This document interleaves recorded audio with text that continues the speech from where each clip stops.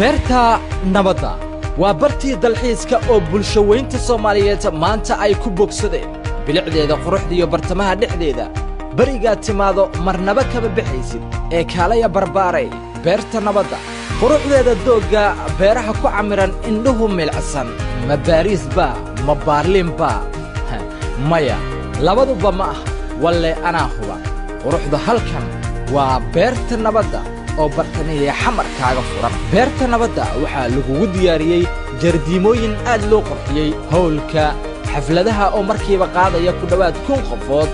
oo aad loo camiray kama marna sidoo kale goob ay ku cayaaraan caruurta oo aad u qalabaysan sida wiifow PlayStation 7 bis casri ah iyo wax waliba oo ay caruurta ku cayaaraan kaalay oo caruurtana keen oo ku damaashada maalmaha farxadda beerta nabadda sidoo kale waxa lagu diyaariyay garoonka kubadda cagta oo casri ah doogana ku xirnay yahay goob loogu talagalay jirdhiska ragga iyo dumarka oo ay yaalaan qalab dhameystiran oo casriga maanta la jaan qaadaya